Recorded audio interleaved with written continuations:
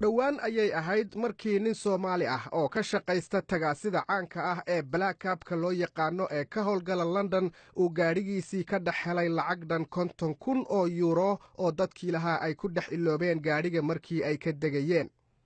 ninkan Soomaaliga ah oo lagu magacaabo Maxamed Cabdullaahi Gaagaale oo tan iyo 2006 ka shaqaysanayay tagaasida ayaa lacagahaasi waxa uu dib ugu celiyey dadkii lahaa.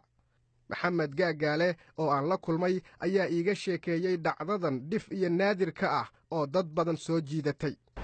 kabacdina waxay go'aan gaareen iga degaan oo ku degaan wadda la yidhaahdo Regent Street.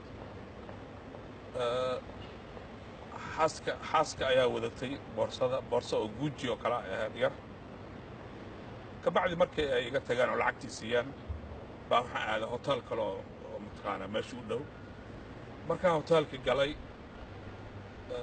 baa ninkii waxa ii wacay mataqaanaa maxaa la dhahaa doormaankii baa ii wacay ninka hotelka albaabka joogaa ii wacay. markaas buu yidhi gacanta buu ii taagay oo kaale buu dhahay. markaas baan arkay boorsada markaas baan arkay shaqan qaaday waxaan la tegey East London baan la aaday. markaas waayo markaan boorsada aan furayo arkayo mataqaanaa lacag ku jirta iyo waxaan furay markaan shaqadii kala dejiyey aan furaan bal fiir bal wax ku jiro.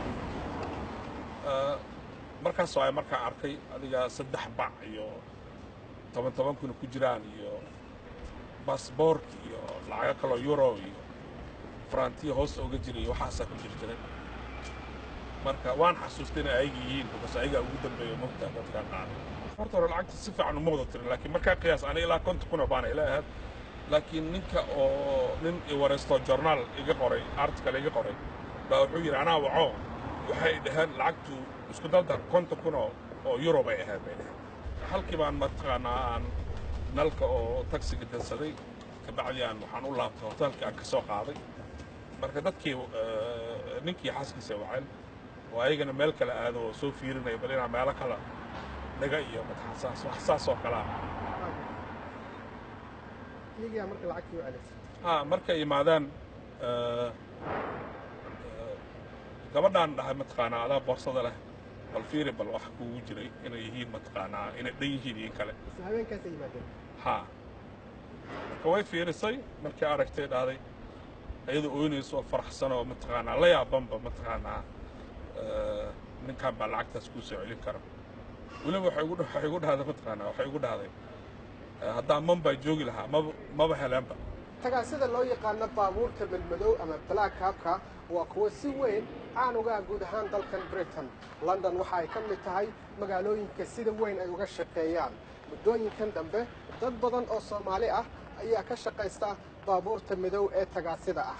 maxamed Gaagaale waxa uu ii sheegay in abaalmarin uu ka helay dadkii uu dib ugu celiyey lacagtooda isla markaana lacagahaasi uu ku kaalmeeyey qoysaskii dhibaatada xoogga badani ay ka soo gaadhay weerarkii bahalnimo ee ka dhacay Muqdisho 14 Oktoobar. way siiyeen abaalmarin fiican ay siiyeen waana sadaqana u baxsaday alxamdulillaah. halkaas qarixi Soomaali dhibaatooyin badan ee waqtiga arrinta dhacday asla kulmay. sheekada maxamed ayaa lagu baahiyey qaar ka mida jaraa'idka sida gaarka uga hadla gaadiidka dadweynaha. waxa uu astaan u yahay in darawaliin badan ay daacad u yihiin shaqadooda iyadoo ay u dheer tahay inuu yahay qof Soomaali ah oo muslim ah oo aaminsan in laga dhowrsado xaaraanta.